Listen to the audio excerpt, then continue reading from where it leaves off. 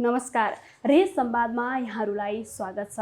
आज हामी विशेष गरी आर्थिक क्षेत्रका कुरामा जोडिएका छौँ।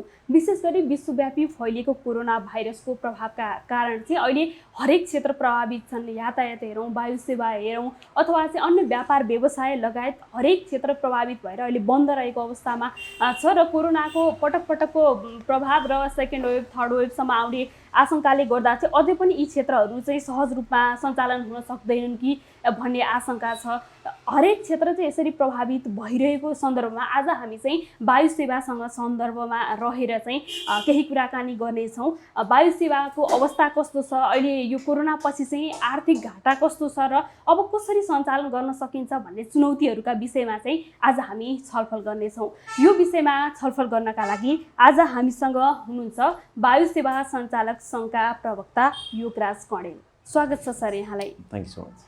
अहिले चाहिँ यो कोरोनाको विश्वव्यापी प्रभावपछि चाहिँ यहाँहरूको क्षेत्र चाहिँ कस्तो प्रभावित अथवा चाहिँ कस्तो असर परेको छ यहाँहरूलाई? यहाँहरूलाई जानकारी नै छ। यो दोस्रो लहर, पहिलो लहरमा त हामी त्योभन्दा पहिला अलिकति इन्कम गरेका थियौँ जसको कारणले टिक्न सक्यौँ। तर कन्टिन्यू दोस्रो वर्ष पनि कोरोनाको प्रभावका कारण अहिले विशेष गरेर नेपालको सन्दर्भमा अथवा विश्वव्यापी रूपमै कुरा गर्नुहुन्छ भने सबभन्दा बढी प्रभावित क्षेत्र भनेको वायु सेवा हवाई उड्डयन क्षेत्र हो। हवाई उड्डयन क्षेत्रका संसारभरिका उद्योगहरू अहिले चाहिँ नि लगभग धराशायी छन् र बन्द हुने स्थितिमा छन्। यसको प्रभाव अझै कति जान्छ? भर्खरै खुलेको छ, यहाँलाई जानकारी नै छ। खुले तापनि केही बाढी पहिरोको कारण, केही सम्बन्ध विच्छेद, बाटोको सम्बन्ध विच्छेदका कारण एक दुई दिन यसको अलिकति राम्रो बिजनेस देखिएको। तर यो इमिडिएट अब भोलिदेखि अन्तर्जिल्ला यातायात सञ्चालन हुने भनेको छ। यो एकाएक भोलिदेखि मलाई लाग्छ 24-25% फेरि झरिहाल्छ। त्यस कारण गर्दा हामीले जति अहिले वायु सेवाहरू सुचारू गरेका छौँ यो चाहिँ नि भोलिदेखि भरिन्छ। आजसम्म त कस्तो छ भने सिट चाहिँ नि प्याक छ भन्ने कुरा 90%कै हाराहारीमा। विशेष गरेर सिट प्याक भनेको भरतपुर र भैरवा मात्रै हो। अरू सेक्टरमा त्यति चाहिँ नि छैन, किनभने गाडीहरू तराईतिर सुचारू रहेका छन्। विशेष गरी यो नारायणगढको बाटोको कारणले गर्दाखेरि यो एरियामा मात्रै हो। र तपाईँलाई सरस्वती भन्दाखेरि विश्वव्यापी रूपमै एयरलाइन्सहरू र नेपालको सन्दर्भमा कुरा गर्नुहुन्छ भने छिट्टै नेपालका एयरलाइन्स यस्तो समय नआओस् थर्ड वेभ आएर बन्द गर्नुपर्ने स्थिति भयो भने एकाएक प्राइभेट एयरलाइन्सहरू सबै एकैचोटि बन्द हुन्छन् कि भन्ने अवस्थामा हामी पुगेका छौँ। अब लगभग घाटाको कुरा गर्दा चाहिँ कति घाटा भयो होला अहिलेसम्म? यस्तो हेर्नुहोस्, पहिलो प्रभाव पहिलो लहरमा हामीले जुन 2020को प्रभावको कुरा गर्नुहुन्छ भने त्यति बेला हामीले करिब तपाईँको 6 महिना नै ठप्प रह्यो। यहाँलाई जानकारी नै छ। 23 मार्चदेखि गएर सेप्टेम्बरसम्म हामीले बन्द नै राख्नु पर्यो। त्यति बेला डर पनि थियो, यसको बारेमा धेरै ज्ञान पनि थिएन, मान्छेलाई एकदम त्रास पनि फैलियो। धेरै एयरलाइन्सहरूले सुचारू पनि गर्न मान्नु भएन, धेरै पाइलटहरू उड्न पनि मानेनन्। तर पछि रिसर्चले सेकेन्ड लेयरसम्म आउँदाखेरि केही पाइलटहरू हेलिकप्टर सेवाहरू सञ्चालन रहे। त पहिलो लहरमा करिब हामीले 20 अर्बको क्षति बिहोर्यौँ। 20 अर्ब यो होइन, डाइरेक्ट 20 अर्ब क्षति त होइन, तर दुईवटा अर्थमा लिइन्छ। एउटा एयरलाइन्सले कमाउनेबाट हुने क्षति, अर्को मुलुकमा आउने पर्यटन क्षेत्रमा वायु सेवाले कमाउने क्षति, दुईवटा अर्थमा हुन्छ। त्यसरी सरस्वती एकुमुलेट रूपमा हेर्दाखेरि 20 अर्बको क्षति भएको एयरलाइन्स इन्डस्ट्रीले गरेको छ। प्रत्येक इन्डस्ट्रीको कुरा गर्नुहुन्छ भने करिब प्रत्येक एयरलाइन्सको हिसाब भन्नु भने एयरलाइन्सका नम्बर अफ एयरक्राफ्टमा डिपेन्ड गर्छ। किनभने मेरो धेरै एयरक्राफ्ट छ भने त्यो कम्पनीको धेरै लस भएको छ, कम एयरलाइन्सहरूको कम लस भएको छ। तर यति हुँदा पनि एयरलाइन्स इन्डस्ट्रीबाट कर्मचारीहरूलाई निकाल्ने उड्ने हामीले काम गरेनौँ, किनभने यो स्किल मेन पावर भएको क्षेत्रको कारणले आज निकालेर भोलि फेरि रिगेन गर्न सकिँदैन। त्यस कारणले गर्दाखेरि हेर्नुहुन्छ भने त्यो सरस्वती 2 वर्षमा हेर्दाखेरि करिब 50 अर्बको लस चाहिँ नि आइसकेको छ, एकुमुलेटेड लस। जस्तो तपाईँहरूलाई चाहिँ अन्त पनि यो कर्मचारीहरूलाई चाहिँ तलब दिने कुराहरूमा समस्या भएको सुनिन्छ। तपाईँहरूलाई चाहिँ अहिले त्यो खालको समस्या चाहिँ सकिन्छ? हाम्रो यस्तो चाहिँ समस्या छ। त्यस कारणले हामीले तपाईँलाई ढाँट्नु हुँदैन। कर्मचारी सबै कर्मचारीहरूलाई बेसिक स्यालेरी दिइरहेछौँ। अब उडान सुरु भएपछि हामी पूर्ण दिन्छौँ। जस्तै कस्तो हुन्छ भने एयरलाइन्सको तलबको सुविधा एउटा बेसिक एलाउन्सेसहरू बढी हुन्छ। सो एलाउन्सेसहरू हामीले क्लोज गरेका छौँ। अब जस्तै आज भनौँ न, मेरो कुनै एयरक्राफ्ट उड्यो, पाइलट उड्यो भने त्यस दिनको उडेको बापत हामीले दिइरहेछौँ, नदिएको होइन। त्यसको पनि पहिलाको तुलनामा कम भएको छ। तर हामीले स्टाफ निकाल्ने भन्दा पनि उहाँहरूलाई कसरी मिटिङ बसेर बेसिक स्यालेरीमा काम गर्ने, यो परिस्थिति सबैको लागि हो। किनकि एयरलाइन्सहरूले इन्कम गर्न नसकेको अवस्थामा त्यस कारण त्यसै तलब कहाँबाट ल्याएको छ भन्नु होला। यसमा पनि के हो भने हामीले सरकारले पुनर्स्थापना पुनर्कर्जा दियो यो दियो भन्ने जति सुने तापनि ब्याङ्कहरूबाट अहिले लोन थप्दै तलब खुवाउँदैन, यो इन्कम छैन। त्यस कारण गर्दाखेरि लोनको भार प्रत्येक एयरलाइन्सको करिब करिब 25% भार पोहोर साल बढ्यो। अब यो 2 महिनाको भार पनि करिब करिब अर्को 25% भएर सपोज मेरो 100 रुपियाँ लोन थियो भने 150 रुपियाँ भइसकेको छ आजको दिनमा। अब तपाईँहरू चाहिँ यसरी लोनमाथि लोन बढ्दै जाँदा अब उठ्न सक्ने सम्भावना चाहिँ कति छ? होइन, हामीले पटक पटक यहाँहरूले देख्नुभयो होला, हामी उद्योग वाणिज्य सङ्घ मार्फत अथवा उद्योग परिसङ्घ मार्फत अथवा हाम्रो वायु सेवा सञ्चालक मार्फत हामीले 20 बुँदे 10 बुँदे सरकारलाई अनुरोध गरेका छौँ। अनुरोध हामीले यो भन्दैनौँ कि हामीलाई दिनै पर्छ भनेका छैनौँ, तर यो इन्डस्ट्री बचाउने हो भने यो सेक्टरमा तपाईँले अलिकति ध्यान दिनु पऱ्यो भनेर हामीले पटक पटक सरकारलाई गजगजाइरहेको छौँ। त्यो हामीले के पायौँ भने पुनर्कर्जाको रूपमा पोहोर साल हामीले पाएको हो। पुनर्कर्जा के हो भने त्यसमा पनि एउटा एउटा बाउन्ड्री तोकिदिनु भयो उहाँहरूले, 20 करोडभन्दा बढी नपाइने भन्ने कुरा। त्यसमा पनि केही राहत त त्यसले गर्यो, राहत भएन भन्दैनौँ, तर अरू सेक्टरमा जुन हुनुपर्ने थियो जस्तै यसपालि पनि हामीले भन्यौँ एयरपोर्टको ल्यान्डिङ पार्किङहरू सेक्टर जुन छ नेभिगेसनका चार्जेसहरू त कमसेकम फ्री गरिदिनुहोस् होइन, एउटा पार्ट गर्नुपर्ने पार्ट। अर्को पुनर्कर्जामा हामीलाई कमसेकम पुनर्कर्जा दिँदाखेरि 2%मा लोन दिइदिनुहोस्, यत्रो बढी नलिदिनुहोस्।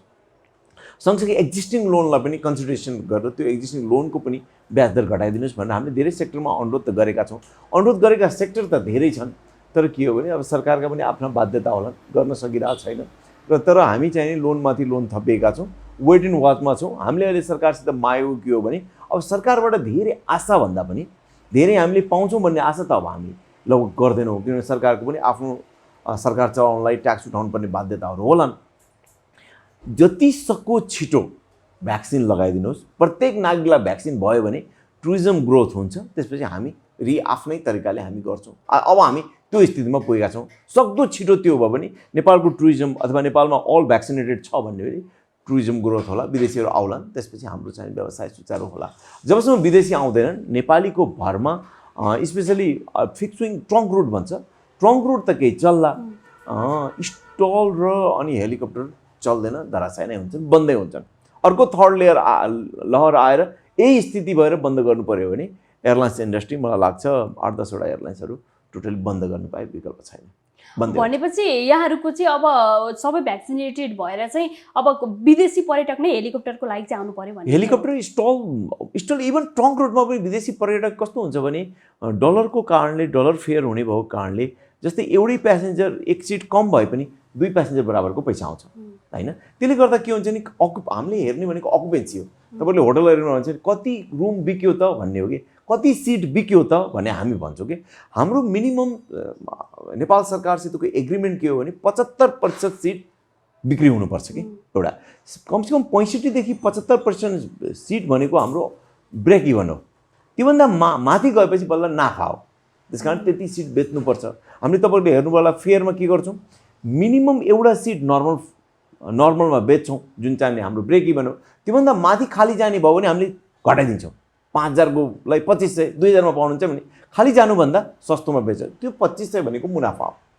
त्यसरी चाहिँ नि हामीले सेल गरे आउँछौँ। त्यस कारण इन्डस्ट्रीको के छ भने अहिलेको अवस्था यो 1-2 दिन बाढी पहिरो बाटोको यो चाहिँ नि रोड लिङ्कहरू टुटेको कारणले अलिकति क्राउड देखिएको नै भने अब अर्को अवस्थामा किनभने अहिले मान्छेको मुभमेन्ट पनि छैन, मान्छे आवश्यकता छैन भने हिँड्दैन पहिला जस्तो। अब व्यापार व्यवसाय छैन कि त व्यवसायको मुभमेन्ट अब बढ्यो भने अलि मान्छे ट्राभलतिर लाग्छ, एयरलाइन्स युज गर्छ, सफिस्टिकेटेड ट्रान्सपोर्टमा हिँड्छ, त्यस्तो अवस्था हो।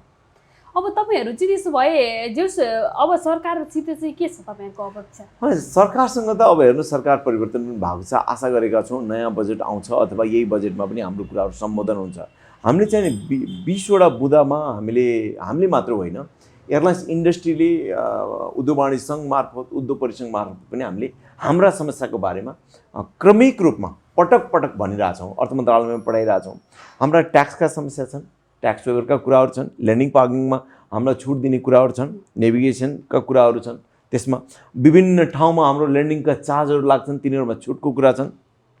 त्यस्तै गरेर हामीलाई कमसेकम पुनर्कर्जामा अलिकति तपाईँले हेरिदिनुहोस् भनेका छौँ। एक्जिस्टिङ कर्जालाई हाम्रो ब्याज दर घटाइदिनुहोस् भनेका छौँ। यसरी 20वटा करिब हामीले यो सेक्टरमा गर्न सकिने कुराहरू छन् जुन तपाईँले सम्बोधन गर्नु। इभन चाहिँ नि हाम्रो मर्जिङको पोलिसी, हाम्रो आयकर ऐनमा संशोधन गरिदिनुहोस्, जो हामी भोलि बिहान धेरै एयरलाइन्स पनि मर्ज भएर बाँच्न सकिन्छ कि त्यसका पनि कुरा गरिसकेका छौँ। त्यस कारण यो कुराहरूलाई सम्बोधन गरिदिनुहोस् भनेर पटक पटक सरकारलाई घचघचाएका छौँ। अहिलेसम्म सम्बोधन हुन खासै सकेको छैन। अब पार्सियल 1-2वटा इस्युमा पुनर्कर्जाको इस्युमा मात्रै हो, अथवा पुनर्कर्जामा पनि पूर्ण पुनर्कर्जा हामीले पाउन सकेका छैनौँ। एउटा चाहिँ बाउन्ड्री तोकिदिनु भएको छ, योभन्दा बढी दिन सक्दैनौँ भन्ने उहाँले भनेको छ। यो हामीले दोष चाहिँ सरकारलाई किन्दैन भने उहाँहरूका पनि बाध्यता होला। तर अलिकति यो इन्डस्ट्री नबचाउने भने इभन हामीले के भन्छौँ भने नेपाल वायुसेवा निगमकै कुरा अहिले देखिराख्नु भएको छ। प्राइभेट त होइन, त्यसलाई चाहिँ नि कमसेकम PPP मोडलमा लैजाउँ भनेर आइरहेको छ। प्राइभेट इन्डस्ट्री चाहिँ 2-4जना साथीहरूले आफ्नो जिन्दगीभरको कमाइ लगाएर गरेको खर्च हो। उहाँहरू भोलि बिहान धराशायी हुनुभयो भने नेपालको टुरिज्म इन्डस्ट्री नै धराशायी हुन्छ। यहाँलाई थाहा नै छ 2 to 3% GDP को कन्ट्रिब्युसन हाम्रो एयरलाइन्सको हुन्छ नेपालको के अरे GDP-मा। त्यस कारण गर्दाखेरि त्यो ट्याक्स हामीले जुन पहिला तिर्थ्यौँ, अरबौँ रुपियाँ ट्याक्स तिर्थ्यौँ, अब त्यो ट्याक्सको मात्रा पनि घटेको छ। त्यस कारण गर्दा यो कुराहरूमा सरकारले हाम्रो सम्बोधन गरिदियोस्, हाम्रो भोइस, हामीले जुन रेज गरेको भोइसहरू सुनिदियोस् भन्ने हाम्रो आशा हो। सुरुमा अलिक ठुलो आवाज थियो, अब आवाजहरू हाम्रा अलिक सानो हुँदै गएका छन्, किनभने यो सुन्दैन कि हुँदो रहेछ, आफै गर्नु बाहेक विकल्प छैन। त्यस कारण आफ्नो इन्डस्ट्री बचाउनलाई आफै तयारी गरौँ, अथवा मिलेर मर्ज गरेर सँगै गएर जान सकिन्छ कि भन्ने हिसाबमा पनि साथीहरूका सल्लाहहरू भइरहेछन्। इन्डस्ट्री कसरी बचाउने भन्ने कुरा वायुसेवा सञ्चालकसँग लागिरहेछ यसमा, तर सरकारलाई घचघचाउने काम चाहिँ भइरहेछ। अब तपाईँहरू त्यसो भए छिटै केही मर्ज हुने पनि सम्भावना छ र? पनि मर्ज हुने कुरा त हामीले 1 वर्षदेखि केही इन्डस्ट्रीहरूमा केही एउटा 2टा एयरलाइन्सहरू मर्ज गर्दाखेरि के हुन्छ भने जस्तै अब स्टाफ कटौती हुनसक्छ ह्युमन रिसोर्सदेखि, अरू 2टा अफिसको ठाउँमा एउटा अफिस हुन्छ, ट्याक्सको दायरा घट्छ। त्यस कारणले गर्दाखेरि खर्च कसरी मिनिमाइज गर्ने, जस कारणले हाम्रो सर्भाइभलिटी अथवा हामी सर्भाइभ हुने समय अलि लम्बियोस्, जसको कारणले त्यति बेलासम्म यो चाहिँ कोरोना लहर अथवा कोरोनाको प्रभाव सिद्धिसकेपछि टुरिज्म ग्रोथ हुन्छ, जसको कारणले हामी फेरि ब्याक गर्न सक्छौँ अथवा हामी राइज हुन सक्छौँ भन्ने हिसाबमा सोचेको कारणले यसलाई हामी कसरी लम्बाउने। किनभने हिजोको द्वन्द्वकालमा पनि हामी यस्तै समयबाट गुज्रेका थियौँ, हामीलाई अनुभव छ कसरी बाँच्ने, कसरी गर्ने भनेर त्यति बेला गरेका थियौँ। अहिले यो पछिल्लो चरणमा के हो भने टुरिज्मको ग्रोथ राम्रो भइरहेको थियो, जसको कारणले धेरै कम्पनीहरू खुले। अझै स्पेसली हेर्नुहुन्छ भने त तपाईँको लगभग हेलिकप्टरमा त डबल नै संस्था भइसक्यो जसको।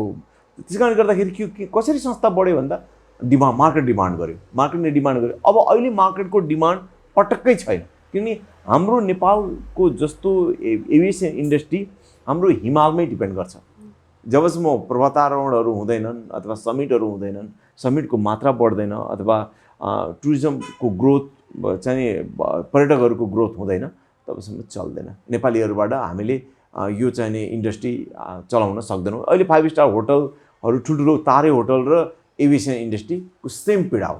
उहाँहरू सानोतिनो होटलहरू त चल्लान्, अब मैले भन्दिनँ।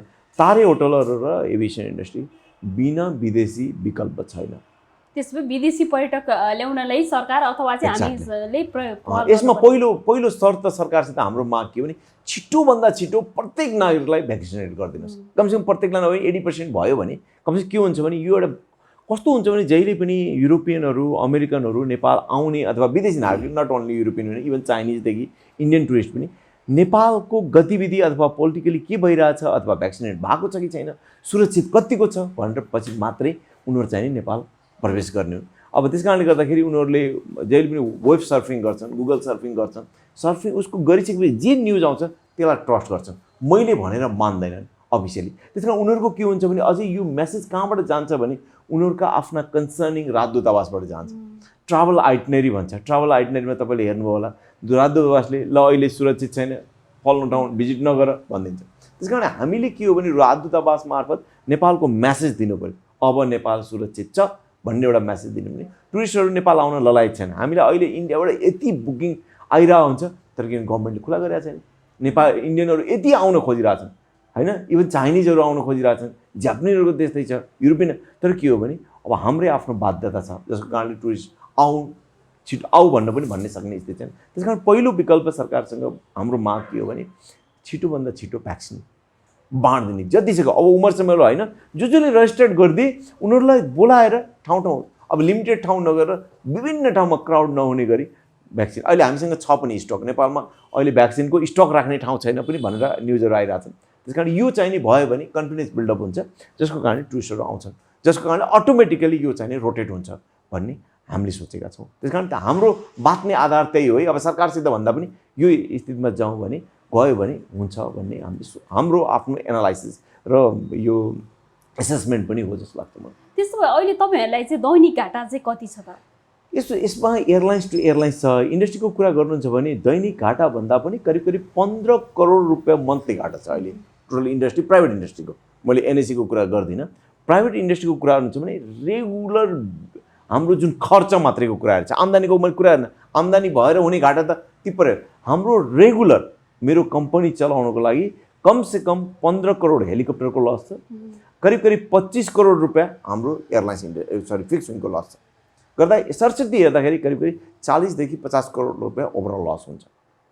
यो चाहिँ नि जस्ट तलब, भाडा, ट्याक्स। ट्याक्स भने यति बेला के ट्याक्स भन्नु होला? इन्कम ट्याक्स होइन, कर्मचारीको तलब बापतका ट्याक्सहरू हुन्छन्, घरबाट बापतको ट्याक्सहरू हुन्छ, त्यो त तिर्नै पऱ्यो।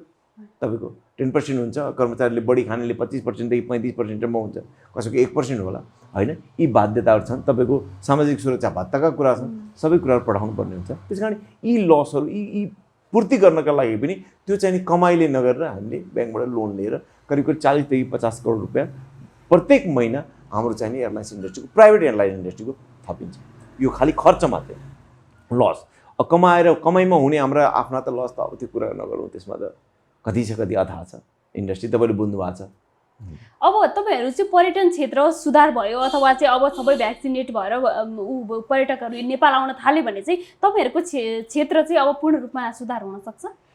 पूर्ण रूपमा त अवश्य हुन, इट टेक्स टाइम। अहिले पनि प्रिडिक्सन के छ भने यो पुरानो स्थितिमा फर्किनलाई 2028 लाग्छ। 21 मा छौँ अहिले, 2028 पूर्ण रूपमा पुरानो हाम्रो एउटा टार्गेट थियो। यदि यहाँलाई याद छ भने 2020 मा हामीले 2 मिलियन टुरिस्ट ल्याउने भनेको थियो। त्यो 2 मिलियनको परिकल्पना अब 2028 मा मात्रै पुरा हुन्छ, त्योभन्दा पहिला हुँदैन। तर हाम्रो के हो भने हाम्रा केही सेगमेन्टहरू छन्, टुरिस्टका सेगमेन्टहरू छन् हाम्रो बढी, जस्तै हेलिकप्टर इन्डस्ट्री अथवा पर्यटन इन्डस्ट्रीको सबभन्दा टुरिस्ट आउने सेक्टर भनेको युरोप, अमेरिका। पछिल्लो चरणमा हाम्रो इभन मिडल इस्टबाट पनि हिमाल चढ्ने एउटा भनौँ राजपरिवारै हिमाल चढ्ने भनेर एउटा आयो। त्यस कारण गर्दाखेरि यो सेक्टर अलिकति भयो भने हिमाल चढ्ने सेक्टर र स्पेसली लुक्ला हिमालहरूको एरियामा अनि ट्रेकिङ जाने यस्तो सेक्टर भयो भने सबभन्दा बढी मुभमेन्ट चाहिने के हुन्छ भने एयरलाइन्सहरू, हेलिकप्टरहरू चल्छन्, जसको आम्दानी पनि धेरै हुन्छ अनि एकैचोटि बल्कमा एमाउन्टहरू पनि आउँछ। जस्तै एउटा हेलिकप्टर हिमाल जानु र एउटा हेलिकप्टर तराई गएर आउनुमा जस्ट ट्रिपल चौबल कमाइको फरक हुन्छ अल्टिट्युडको कारणले गर्दाखेरि। त्यस कारण हामीले त्यस्तो सेक्टरमा टुरिस्टहरू ल्याउनु पऱ्यो जहाँ बढी कमाइ हुने, कम टुरिस्ट आए तापनि इन्कम चाहिँ नि बढी होस्, त्यो चाहिँ नि सेक्टर हेर्नुपर्छ जस्तो लाग्छ। नेपालका हिमालहरू आउन अथवा हिमाल साइड सुरक्षित छ भन्ने म्यासेज अहिले पनि पटक पटक गइरहेछ। त्यस कारण भ्याक्सिन भयो है अल एरिया, त्यो एरियाका पोर्टर, त्यो एरियाका मान्छे जहाँ टुरिज्म सेक्टरका मान्छेहरूको 100% भ्याक्सिन गरिदियो भने त्यो म्यासेजले पनि काम गर्छ। त्यस कारण ल हाम्रो कमसेकम एयरलाइन्स इन्डस्ट्रीको त सबैलाई हामीले भ्याक्सिन गरिसक्यौँ, तर जुन सेक्टरमा काम गर्ने पोर्टरदेखि लिएर तपाईँको ट्र्याकरदेखि लिएर त्यसमा जाने सहयोगीसम्मलाई हामीले भ्याक्सिन गरिदिएर अनि त्यो एरियाको होटलहरू, त्यो एरियाका मान्छेहरूलाई गरिदिन सक्यो भने मलाई लाग्छ त्यो एरिया सुरक्षित छ भन्ने म्यासेज अनुसार टुरिस्टको फ्लो फेरि अटोमेटिकली बढ्छ। अहिले बिस्तारै उडानहरू त सुरु हुन थालेका छन्, तर पनि त्यो टाइममा अब केही समय अघि चाहिँ जुन बेला चाहिँ पूर्ण रूपमा ठप्प थियो त्यो बेलामा चाहिँ इमर्जेन्सी उडानहरू चाहिँ कति हुन्थे? इमर्जेन्सी उडान त हेर्नुहोस् यो बिचमा कस्तो भयो भने इन्टरनेसनल हामीले हेर्ने जहिले पनि के हो भने डोमेस्टिकको कनेक्सन कहाँ भने कनेक्टिभिटी भन्छ कि। डोमेस्टिकमा एउटा कनेक्टिभिटी के हुन्छ भने 7वटा प्रदेशको कनेक्टिभिटी पहिलो होइन। तपाईँ एउटा प्रदेशदेखि अर्को प्रदेश, किन सङ्घमा आउनु पऱ्यो नि त, भनेको केन्द्रमा आउनलाई सबै अहिले त प्रदेशको हाम्रो चाहिँ नि डिसेन्ट्रलाइज भइसकेपछि प्रदेशबाट सङ्घमा आउनेका कनेक्टिभिटी एयरलाइन्सहरूको एक। दोस्रो कनेक्टिभिटी टुरिज्म ग्रोथको लागि इन्टरनेसनल कनेक्टिभिटी भन्छ। जस्तै इन्डियाबाट कति फ्लाइट आउँछन्, चाइनाबाट कति फ्लाइट आउँछन्, जापानबाट कति फ्लाइट आउँछन्, युरोपबाट कति आउँछन् होइन। यो कनेक्टिभिटी सबभन्दा ठुलो कुरा हो र कनेक्टिभिटीमा हामी कहाँ आउने एउटा सबभन्दा ठुलो समस्या के भएको छ भने इजियर कनेक्टिभिटी अथवा नेपाल एयरलाइन्सको सबै युरोपतिर, अब योलाई थाहा नै छ कालो सूचीको कारणले धेरै ठाउँ जान सकिरहेको छैन अथवा पाइरहेको छैन, जसको कारणले के हुन्छ भने अरू कन्ट्रीबाट आउने फ्लाइट, नेपाल आउने फ्लाइटमा इन्टरनेसनल धेरै कनेक्सन अथवा ट्रान्जिट भएर आउँदाखेरि महँगो परे भाडा। हामी कहाँ आउने टुरिस्ट भनेका कस्तो हो भने ए क्याटेगोरी बी क्याटेगोरी भन्दा पनि सी र डी क्याटेगोरी टुरिस्ट हो हेर्नु भनेको युरोपमा 6 महिना कमाइ गर्ने अनि 6 महिना कमाएपछि घुम्न निक्लने। हामी कहाँ भेरी मिनिमम भुटान जस्तो हाम्रो ए क्याटेगोरीको टुरिस्ट हामी कहाँ आउँदैन। जस्तै भुटानमा तपाईँको के छ भने $250 यु हेभ टु एक्सपेन्स भनेको 250 तपाईँले पर डे खर्च गर्नै पर्छ। हामी कहाँ तपाईँले 2019 को डाटा 18 को डाटा केलायो भने हामीले 18 मा $55 को खर्च थियो प्रति टुरिस्ट भने 2019 मा आएर त्यो जम्मा $44 मा आयो भनेको घट्दो छ। भनेपछि हामी कहाँ टुरिस्ट कस्ता आउन थाल्यो भने अलि भनौँ न अलि गरिब खर्च कम गर्ने बाटोमा खाइदिने अनि सानो होटल खोज्ने त्यस्ता टुरिस्टहरूको सङ्ख्या भयो जुन हाम्रो लागि राम्रो होइन। हामीले दुईटा कुरामा फोकस गर्नु। एउटा त टुरिस्टले बढी खर्च गर्नु पर्यो, कमसेकम $55 2018 मा थियो भने त्यसलाई बढाएर 60-65 मा लानुपर्ने ठाउँमा हामी घटाएर 44 मा ल्यायौँ। एक अर्को नम्बर अफ स्टे टुरिस्ट आइसकेपछि हामी चाहिँ धेरै इभेन्ट क्रिएट गर्नु पर्यो। कमसेकम 12 दिन 13 दिन पहिला 13 दिनबाट घटेर 10 दिनमा आयो त्यसलाई 15 दिन पुर्याउनु पर्यो। एउटा टुरिस्ट नेपाल छिरिसकेपछि त्यो नम्बर अफ डे स्टे भन्छ त्यसलाई बढाउँछ जसले चाहिँ नि बढीभन्दा बढी टुरिस्टको डलर अथवा उसको खल्तीलाई हामीले यहाँ खाली गर्न सक्छौँ। त्यो खाली कसरी गर्ने भनेको लुट्ने होइन, त्यसलाई खर्च गर्ने इभेन्ट दिनु पर्यो। आज पोखरा पुग्यो, भोलि लुम्बिनी पुग्यो, पर्सि हिमाल पुग्यो, पर्सि माछापुच्छ्रे पुग्यो, कहाँ देखाउने हो त? हाम्रा टुरिज्म डेस्टिनेसन के हुन् त भनेपछि आइसकेपछि उसलाई त्यो एट्र्याक्ट गर्नु पर्यो। हामीले हिमाल लाँदा के भन्छौँ भने एउटा टुरिस्ट आउँछ एयरपोर्टमा मलाई यस्तो साइट सिइङ गर्नु पर्यो भन्छ। हामीले उसलाई के साइट सिइङ गर्छ? हिमालयन संसारको शिरमा बस्ने भने हिमालयन संसारको शिरमा गएर आएँ भन्ने तैँले जब गएर तेरो देशमा भन्छस् तैँले चाहिँ एउटा रेकर्ड काम गर्छस् भनेपछि ऊ जुरुङ उम्रिन्छ। ऊ चाहिँ नि हिजो $100 मा उड्ने मान्छेले $4500 तिरेर जान्छ। हामीले त्यस कारण त्यस्तो ती टुरिस्टहरूलाई हामीले क्याटलिस्टको रूपमा उनीहरूलाई भन्न सक्नु पर्यो। संसारको शिरमा बस्नु पर्ने जिन्दगीमा एकपटक जाने हो लैन भनेपछि ऊ चाहिँ नि फुरुङ्ग पर्छ। उसले $4500 तिरेर ऊ कमसेकम कालापत्थर पुगेर जान्छ होइन। उसले गर्व गरेर भनिदिन्छ वहाँ कालापत्थर जब हामीले रियलमा देखाउँछौँ देखाएपछि उसले त रियल गएर उसले चाहिँ नि आफ्नो चाहिँ नि मार्केटिङ गरिदिन्छ मेरो। जबसम्म मैले उसलाई देखाउँदिनँ जबसम्म टेस्ट ड्राइभ भन्छ कि तपाईँले गाडी बेच्नेवाला टेस्ट ड्राइभ गर्नु न सर फ्रीमा भन्छ। हामीले हिमाल पुर्याउन सक्नु भनेको टेस्ट ड्राइभ हो। उसलाई रियल ठाउँमा लगेर एउटा फोटोसहित उसलाई खिचिदिएर पठाउनु पाएपछि उसले आफै प्रचार गर्छ। त्यो हाम्रो लागि ब्रान्डिङ मार्केटिङ फ्री मार्केटिङ हो। त्यस कारण त्यो गर्न जबसम्म हामी सक्दैनौँ तबसम्म टुरिज्मको ग्रोथ हुँदैन। लन्डनको एउटा गाडीमा स्टिकर टाँसेर मात्रै टुरिज्म ग्रोथ हुँदैन। टुरिज्म ग्रोथ कति बेला हुन्छ भने जब आएको टुरिस्टलाई हामीले सन्तुष्टि दिएर नेपाल रियलमा नेपालीहरू ठिक छन्, हाम्रो बिहेभ पनि परिवर्तन हुनुपर्छ। हामीले उनीहरूलाई चिट गर्ने होइन रियलमा उनीहरूलाई सेवा सुविधा दिएर टुरिज्मको रियल महत्त्व दिएर अतिथि देवो भव भन्ने गर्न सक्यौँ, प्रुभ गर्न सक्यौँ। उसले पोजिटिभ मेसेजका साथ एयरपोर्टमा जाँदा हामीले देखेका छौँ हामीसँग जब हामीसँग कनेक्टिङ हुन्छ हामीले छोडेर विदाई गर्ने बेला रुन्छौँ। त्यो मेसेज दिन सक्यो भने बल्ल रियलमा नेपालको पिक्चर र नेपालको इमेज जान्छ, पोजिटिभ इमेज जान्छ, टुरिज्म ग्रोथ अटोमेटिकली हुन्छ। खालि स्टिकर टाँगेर मैले भनेको भरमा त्यो चाहिँ हुँदैन। आएकोलाई सम्हाल्नु पऱ्यो, त्यसको मल्टिप्लाई इफेक्ट गर्दै जान पऱ्यो अनि मात्रै हुन्छ। पछिल्लो चरणमा नेपालको टुरिज्म एकदम राम्रो भएको थियो किनभने हाम्रो सिजन 6 महिने सिजन थियो। तर चाइनिज टुरिज्मले गर्दाखेरि हामीलाई के भयो भने ठ्याक्कै चाइनिजहरूको जनवरीतिर उनीहरूको फेस्टिभल सुरु हुने। लक्कीली हाम्रो त्यो एकदम खाली समय हो। हाम्रो चाहिने कस्तो हुन्छ भने डिसेम्बर 15 पछि हामी फेब्रुअरी 25 सम्म हाम्रो केही कामै हुँदैन किन हाम्रो त एक त जाडो सिजन यसो कुहिरो सुरो लाग्ने चिसो हुने भएको कारण हाम्रो टुरिज्म त्यो ग्याप थियो कि। तर त्यही लक्कीली अहिले पछिल्लो चरणमा 3-4 वर्षबाट चाइनिज टुरिज्मले हामीलाई के भने उनीहरूको ठ्याक्कै बिदा हुने सिजन त्यो रहेछ। उनीहरूको नयाँ वर्ष के पर्छ उनीहरूको अनि त्यो कारणले ठ्याक्कै चाइनिज टुरिस्ट त्यो समय आएपछि हाम्रो टुरिज्म कस्तो थियो भने 6 महिने ग्यापलाई पनि हामीले पूर्ण तयार छौँ। हाम्रो टुरिज्ममा के थियो भने वर्षा ऋतु र जाडो ऋतुमा हाम्रो टुरिज्म जिरो हुन्थ्यो। वर्षा ऋतुमा को आइदियो भने इन्डियनहरू कैलाश जान आइदिए हेर्नुहोस् किन श्रावणको महिना शिवको उ गर्ने भनेर त्यो पनि इन्डियनले फुलफिल गरिदियो। र अर्को चाहिने जनवरी डिसेम्बरदेखि फेब्रुअरीसम्मको जुन ग्याप थियो त्यो चाइनिजले पुरा गरिदियो। त्यस कारण हाम्रो वर्षभरिको टुरिज्म साइकल सुरु भइसकेको थियो। त्यस कारणले 20 लाख 2 मिलियन भनेको अब हामीले सक्छौँ भन्ने हामीलाई लागेको थियो। तर के हो भने हामी अब दुर्भाग्य पनि भन्नुपर्छ नेपाल सतीले साँच्चै सरापेको कि थाहा होइन। कहिले भूकम्प भन्छ, कहिले कोरोना भन्छ, कहिले के भन्छ, कहिले आन्तरिक द्वन्द्व भन्छौँ। जहिले पनि अब यसो हुन्छ कि भन्यो एउटा कारणले हामी दुर्भाग्य हो यो चाहिँ नेपालको टुरिज्म। तैपनि हामीलाई चाहिँ नि विदेशीले विश्वास गरेका छन् Nepali tourism, because we have lot of beautiful sports, beautiful events होइन, त्यो छ जसलाई हामीले प्रमोट अझै राम्ररी गर्न सकेनौँ कि, त्यस कारण गभर्मेन्टले यसमा फोकस गर्नुपर्छ। हाम्रो अल्टिमेटली नेपालमा ठुल्ठुलो इन्डस्ट्री चल्ने होइन, नेपाल भनेकै सर्भिस इन्डस्ट्री हो, होटल भयो, स्पोर्ट्स भयो, यो डिफ्रेन्ट सेक्टरहरूमा टुरिज्म ग्रोथ गर्नुपर्छ। यसमा अब स्पोर्ट्स टुरिज्मतिर जानुपर्ने बेला भइसक्यो। नेपालमा ठुल्ठुलो स्टेडियम बनाएर इन्डिया पाकिस्तानका गेम यहाँ ल्याउनु पऱ्यो, जसको कारणले होटल चल्छन्, एयरलाइन्स चल्छ। एजुकेसन हब बनाउनु पऱ्यो इन्टरनेसनल, जस्तै मेडिकलमा अहिले इन्डियन स्टुडेन्ट आउँछन् पढ्न, होइन त अरू सेक्टरमा पनि त्यो पनि एजुकेसन टुरिज्म भन्छ, त्यसलाई पनि किन प्रमोट नगर्ने।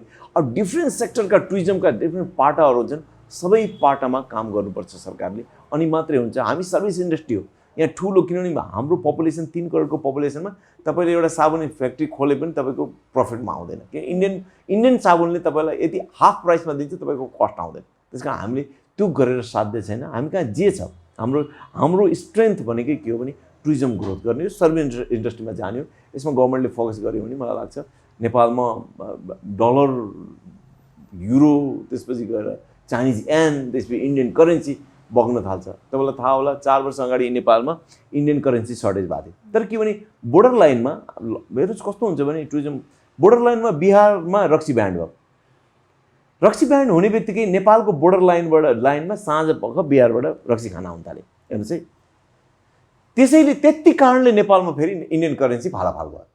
हेर्नुहोस् है, टुरिज्मको इफेक्ट भन्छ यसलाई। रक्सी बेच्नु राम्रो हो त मैले भन्दिनँ, तर इन्डियाको बोर्डरमा त्यो हुँदा बोर्डर लाइनमा त्यसले गर्दाखेरि नेपालमा इन्डियन करेन्सी सर्टेजलाई फेरि फुलफिल गरे। यी साना साना पार्ट हुन्छन्।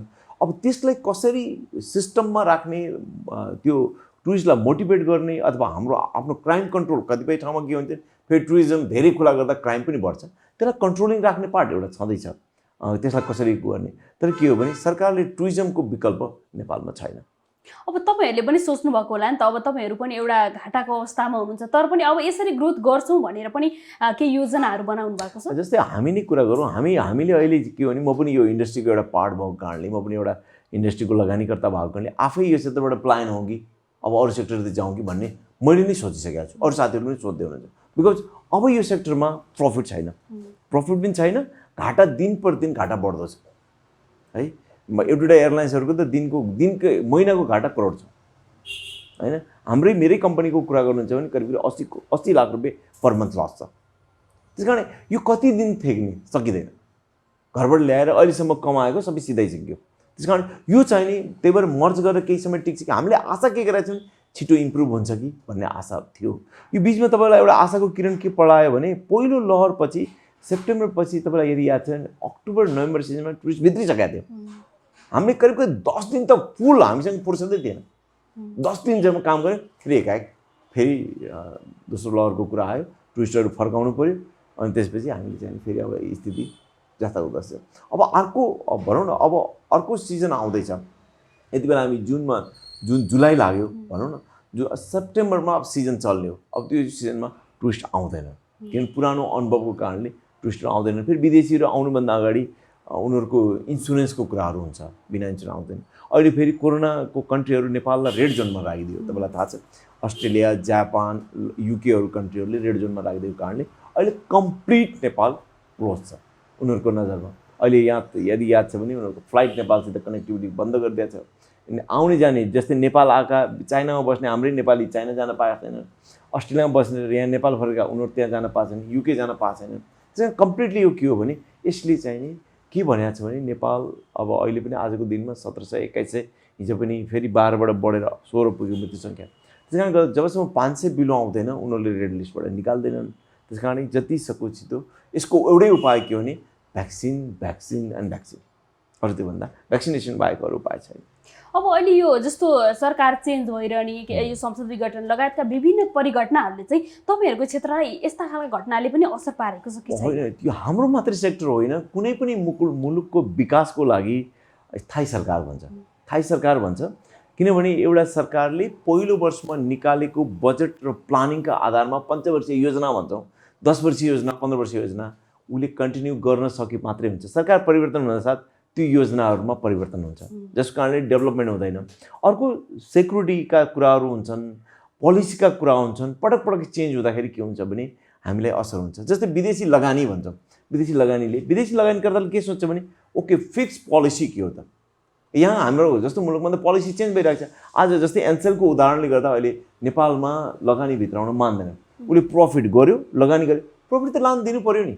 मैले गरेको प्रफिट लान नपाउनु, त्यसो मैले किन लगानी गर्ने? यो सिम्पल थ्योरी छ, होला भित्रका फन्डाहरू धेरै होला, तर कुनै विदेशीले लगानी गरेर यहाँको ट्याक्स तिरेर लानुपर्ने पैसा त सजिलै दिनुपर्छ कि पर्दैन? नै भने किन विदेशी आउँछ लगानी गरेर?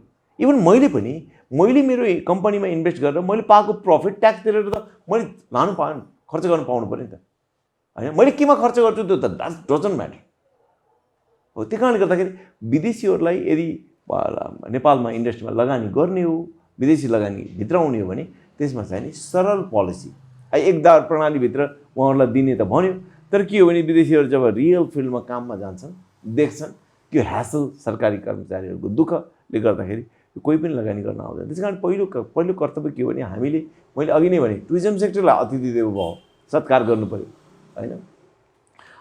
कसैलाई दुःख दिनु भएन, सजिलो। अनि कहीँ सरकारी कर्मचारीहरूको टेबलमा फाँटमा फाइल पुग्छ भने सजिलरी गरिदिनु पऱ्यो। त्यसमा नाना थरी कुराहरू चेकलिस्ट हुन्छ, यो चेकलिस्ट बुझाएपछि काम हुनु पऱ्यो। सकेसम्म जानै नपऱ्यो, फोन गरेर तपाईँको काम भयो, हामीले युएसमा हेरेका छौँ, एउटा फाइल बुझाइसकेपछि उल्टै फोन आउँछ, your work has been done, please collect your file भन्छ, कलेक्ट योर लेटर भन्छ। त्यो मेसेज जबसम्म दिँदैन मुलुक डेभलप हुँदैन। त्यस कारण त्यो हुनु जरुरी छ। कर्मचारीको पनि मेन्टालिटी चेन्ज हुनुपर्छ, नेताहरूको मेन्टालिटी पनि चेन्ज हुनुपर्छ। पोजिटिभ नगइकन मुलुकमा मैले यो गरेँ त्यो गरेँ खालि किताबी ढड्डा बनाएर मुलुक परिवर्तन हुँदैन।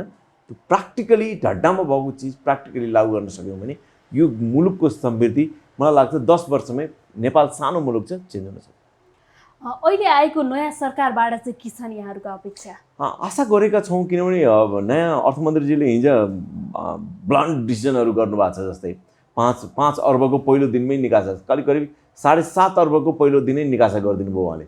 स्वास्थ्यकर्मीको पैसा र सुरक्षाकर्मीको पैसा देऊ इमिडिएट 1 हप्ताभित्र। कोरोना खोप किन्नको लागि 5 अर्ब भनेर निकाल्नु भयो, होइन? त्यसले एउटा पोजिटिभ मेसेज चाहिँ भाइब भन्छ कि भाइब।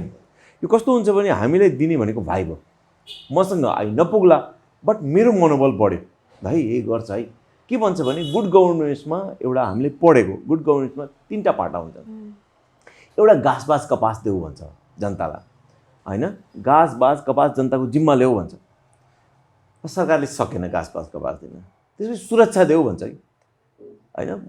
म आफै गर्छु, तर मैले काम गर्दाखेरि मेरो सुरक्षा गर है, म पोजिटिभली काम गर्छु, मेहनत गर्छु, म लोन पनि लिन्छु, त्यो सुरक्षा देऊ भन्छ। सरकारले त्यो पनि सकेन। तेस्रो के भन्छ भने विश्वास देऊ भन्छ कि म यो मुलुकमा गरी खान्छु, म गर्छु, म मेरो सेक्टरमा गरेर तँलाई देखाउँछु, तँलाई म दुःख दिन्न, तर केही परि आयो भने म तेरो पछाडि छु भनेर सरकारले विश्वास दिनुपर्छ। यो 3टा गुड गभर्नेन्सका पार्ट हुन्। हामी 3टा पहिलो हामी सक्दैनौँ, दोस्रो तेस्रो त हामी सक्छौँ नि। त्यति गर्न सक्यो भने मलाई लाग्छ यो गभर्मेन्टले, मलाई पहिलो अर्थमा यो अर्थमन्त्रीज्यूले गरेको डिसिजन विश्वास हो। पहिलो विश्वास हो नि, भ्याक्सिन हामीले मागेको कुरा हो नि त, भ्याक्सिन छिटो त चैत मसान्तसम्म दिन्छु भनेको छ। आजको दिनमा जापानले 30 लाख दिन्छु भनेको छ, यहाँबाट जान सकेको छैन। चाइनाले 24.25 लाख दिन्छु भने पहिलो लट आयो, दोस्रो लट किन गएको छैन भने एयरलाइन्स यहाँ राख्ने ठाउँ छैन, स्टोरेज क्यापेसिटी नभएर। हामीसँग पहिले इन्डियाले दिएको छ, चाइनाबाट ल्याएको स्टकमा छ भने फटाफट अब दिन सुरु गरेर जतिसक्दो छिटो दिएको राम्रो। काठमाडौँ मात्रै होइन, काठमाडौँमा त खुला आउन साथ तिमीहरूको भोइस समूह होइन फर्म भर डाटामा इन्ट्री त हुनु पऱ्यो, इन्ट्री छ भने आउन साथ दिने व्यवस्था गरिदियो हुन्थ्यो। कसै नफर्कियोस् के लाइनमा गएर, आज गएको छ भोलि दुःख नपाओस् जनता। सङ्ख्या दिने सङ्ख्या खोप दिने सङ्ख्या छ भने प्रत्येक हस्पिटलमा गरिदिनुहोस्, सानसाना हस्पिटलमा पनि गरिदियो के फरक पर्दैन, गरिदियो भने मलाई लाग्छ समृद्धि भन्ने कुरा बोलेर हुँदैन, समृद्धि गरेर देखाउने हो। That's possible. हामीले प्राइभेट एउटा कम्पनी करोडौँ रुपियाँ लोन लिएर अर्बौँ लोन लिएर प्रफिटमा लगेर समृद्ध बनाएर ट्याक्स दिइरहेछ भने सरकारले आफ्ना इन्डस्ट्री चलाउन सक्दैन। अझै नेपाल एयरलाइन्सको इन्डस्ट्री, नेपाल एयरलाइन्स यो दशा जानुपर्ने स्थिति होइन। प्रब्लम के हो भने नथिङ एल्स, म्यानेजमेन्ट प्रब्लम हो। त्यस कारण चुस्त दुरुस्त म्यानेजमेन्ट, पोजिटिभ म्यानेजमेन्ट हुन्छ भने जहाँ पनि सफल भइन्छ, प्रब्लम छैन। हामी प्राइभेट एयरलाइन्सहरू अर्बौँ लोन लिएर आएर ब्याङ्कको पनि तिरेका छौँ, सरकारलाई ट्याक्स पनि तिरेका छौँ, कर्मचारी पनि पालेका छौँ, सरकारले भन्दा बढी तलब पनि दिएका छौँ। सरकारले 4 लाख तलब दिँदा हामीले 12 लाख तलब हाम्रो पाइलटलाई दिएका छौँ, होइन? त्यसो कमादिया हो नि त। उसले पनि त्यो अनुसारको मेहनत गर्छ, मैले पनि त्यो अनुसारको दिन्छु। त्यस कारण गर्दाखेरि पोसिबल इम्पोसिबल केही पनि छैन। इम्पोसिबलको हुन त मिनिङ आई एम पोसिबलै भन्छ होइन। त्यस कारण सकिन्छ, कमिटमेन्ट चाहिन्छ, पोलिटिकल कमिटमेन्ट यो सरकारबाट होस् र जनताको लागि गरोस् भन्ने हाम्रो चाहना हो। यो शुभकामना पनि हो हाम्रो फेरि सरकारलाई। जस्तो सरकारी वायु सेवा निगमको यहाँले अलिकति भनिहाल्नुभयो, यो अवस्थामा आउनुमा चाहिँ के म्यानेजमेन्टकै खराबी हो? इट्स अ प्योरली मिसम्यानेजमेन्ट हो। यसमा कुनै गाली गर्लान् मलाई इन्टरभ्यू सुनेपछि प्योरली मिसम्यानेजमेन्ट हो, ओभर प्रोटेक्साइज भयो। आजको दिनमा 1450 कर्मचारी छन्, 7वटा जहाज हल्ल्याहान् होइन। 1450 कर्मचारीलाई काम दिइन्छ, त्यसमाथि 450 कर्मचारी करारमा छ। किन राख्नु पऱ्यो करारमा? 1450लाई तपाईँले काम दिन सक्नु भएको छ कि त जहाज थप्नुहोस् न, अर्को 10वटा जहाज थप्नुहोस् अनि बल्ल त्यो। त्यत्रो कर्मचारी किन चाहियो? पोलिटिक्स गर्ने नाममा कर्मचारी घुसाएर त भएन, काम दिनु पऱ्यो। अनि तपाईँले कम कर्मचारी, हामीले के गर्छौँ, कर्मचारीलाई राख्छौँ, चाहिएको कर्मचारी राख्छौँ, तर तपाईँलाई चाहिने सरकारले दिने तलबभन्दा बढी दिन्छ। ऊ मोटिभेट हुन्छ, काम गर्छ, उसले पर्फर्मेन्स दिन्छ। त्यही हाम्रो आफ्नो मान्छे हुँदैन, कहाँको मान्छे हुन्छ, एउटा पूर्वको हुन्छ, एउटा पश्चिमको हुन्छ, एउटा डोल्पाको हुन्छ, तर उसले पर्फर्मेन्स देखाएको आधारमा हामीले उसलाई सिलेक्ट गर्छौँ। चाप्लुसी गरेको आधारमा हुन्छ, कामको बेसमा यसले दिन सक्छ, यसले कम्पनीलाई गर्छ भने हामी त्यसलाई सिलेक्ट गर्छौँ। तर पोलिटिक्समा के भयो भने आफ्नो मान्छे त्यहाँ लान पाए 10वटा, यो चाहिँ नि बन्दै गर्नुपर्छ। यो भएन भने अहिले त्यही इस्युलाई सर्ट आउट गर्नलाई अहिले चाहिँ नि ल यसको सेयर बाँडफाँड गरेर अलिक स्ट्रङ म्यानेजमेन्ट गरौँ भनेर चाहिँ नि अहिलेको एमडी साहब लाग्नु भएको छ। मलाई लाग्छ हुन त विरोध भएको छ, दिस इज गुड डिसिजन। चुस्त दुरुस्त गराउनै ठिक हो, किनभने यसलाई चुस्त दुरुस्त गराउनुपर्छ भन्ने मान्यता हो उहाँहरूको। होला यसले गर्दाखेरि कतिपय 450 करारका कर्मचारीहरू जालान्, हाम्रै भाइ भतिजा पनि जालान्। तर यो होइन कि मसँग क्यापेसिटी छ भने ती भाइ भतिजाहरू अरू हाम्रा इन्डस्ट्रीमा आइहाल्छन् नि, तर तपाईँसँग क्वालिटी हुनुपर्छ। क्वालिटी नभएको, काम नगर्ने, ठगेर खाने, यो सडकको पहिलाको सुपरभाइजर जस्तो भएको कर्मचारी राख्नु हुँदैन। यी चाहिँ नि मुलुकको समृद्धिको लागि किरा हो, त्यो गर्नै हुँदैन। त्यहाँ क्यापेसिटी भएको मान्छे, अब राइट प्लेस राइट म्यान, त्यो हुँदैन भने पोलिटिकल चाप्लुसीको भरमा गर्ने हो भने मुलुक समृद्ध कहिले पनि हुँदैन। यो पहिलो पुस्ता, दोस्रो पुस्ता, तेस्रो पुस्ता, 14औं पुस्ता आए पनि केही हुनेवाला छैन। त्यस कारण मेरो माइन्डसेट मैले चेन्ज गर्नै पर्छ। अब यदि मलाई हार्ड डिसिसन गर्नै पर्छ मुलुकको समृद्धि गर्ने। अब अन्त्यमा के भन्न चाहनुहुन्छ? अन्तिममा अब एयरलाइन्स इन्डस्ट्रीकै बारेमा म भन्न चाहन्छु। इन्डस्ट्री एकदमै गाह्रो अवस्थामा छ। कुनै बेला पनि हामी धराशायी भयौँ भनेर ब्याङ्क्रप्ट हुने स्थिति छ। त्यस कारण गर्दाखेरि के हो भने तपाईँको मिडिया मार्फत सरकारले पनि अथवा इन्डस्ट्रीमा यो इन्डस्ट्री रिलेटेड मन्त्रालय, नेपाल सरकार, पोलिटिकल पार्टीहरू सबैलाई आह्वान के गर्न चाहन्छु भने अलिकति हामीले बुझाएका, हामीले अर्थ मन्त्रालयमा दिएका अथवा अरू मन्त्रालयमा, कन्सर्निङ मन्त्रालय, उद्योग मन्त्रालयदेखि प्रधानमन्त्री कार्यालयसम्म हामीले पुराना दिएका पत्रहरूमा केही भए पनि सम्बोधन होस् भन्ने चाहन्छौँ। प्रोभाब्ली यो अहिले आएको बजेट चेन्ज हुँदैन होला, तर त्यही बजेटमा पनि करेक्सनहरू हुन सक्छन्। अझै यसको डिस्कसन प्रतिनिधि सभामा जान बाँकी नै छ। त्यसमा भयो भने हामी खुसी हुन्छौँ। हामी सरकारलाई सधैँ, कुनै पनि सरकार आओस्, सरकारलाई इन्डस्ट्रीले सधैँ सहयोग गरिरहेको छ। विशेष गरी हामीले चाहिँ नि सरकार भनेर जुन सरकार आए पनि आखिर यो मुलुकको समृद्धिको लागि ट्याक्स तिर्ने हो। हामीले हजारौँ 4500 कर्मचारी आजको दिनमा प्राइभेट एयरलाइन्सले पालिदिएको छ, जागिर दिएको छ, नेसनल कन्ट्रिब्युसन उनको तलबाट गरेको छ। र 4500 कर्मचारीको ठाउँमा तिनीहरूका साइड बिजनेसमा करिब 40,000 कर्मचारीहरू यसमा डिपेन्डेन्ट छन्। भनेको एयरलाइन्स नचल्ने बित्तिकै ट्राभल टुरिज्म चल्दैन, ट्रेकिङ चल्दैन, हिमाल चल्दैन। त्यस कारणले गर्दाखेरि के हो भने अरू यस्तो रिलेटेड 40,000 कर्मचारी छन् जसका करिब 4.5 लाख चाहिँ नि डिपेन्डेन्ट छन्, जसलाई हामीले इन्डस्ट्रीले दिएको छ। त्यस कारण यसमा चाहिँ नि सरकारको ध्यान जाओस्, यही मिडिया मार्फत भन्न चाहन्छु। र हामीलाई यो आफ्नो वायु सेवा सञ्चालक सङ्घ लगायत हाम्रो सञ्चालक सङ्घ परिवारलाई यो मौका दिनुभएकोमा तपाईँहरूको मिडिया र तपाईँलाई पनि म विशेष धन्यवाद दिन्छु। हस् सर, समयको लागि धन्यवाद। Thank you so much. दर्शकवृन्द, हामीले वायु सेवा सञ्चालक सङ्घका प्रवक्ताको कुरा पनि सुन्यौँ। उहाँले चाहिँ अहिलेको अवस्था रहिरहे चाहिँ अब वायु सेवा चाहिँ उठ्नै नसक्ने अवस्था देखिएको र सरकारले चाहिँ यसमा थप सहयोग गर्ने र विशेष गरी चाहिँ कोरोनाको खोप चाहिँ तत्काल सबै जनतामाझ लगभग 80% जनतामाझ पुग्ने हो भने चाहिँ पर्यटन क्षेत्रमा सुधार हुने र आफूहरू पनि उठ्न सक्ने प्रतिबद्धता जनाउनु भएको छ। उहाँलाई समयको लागि धन्यवाद दिँदै क्यामेरा पर्सन कृष्ण बलामीसँगै म कान्ति न्यौपाने पनि बिदा हुन्छु। नमस्कार।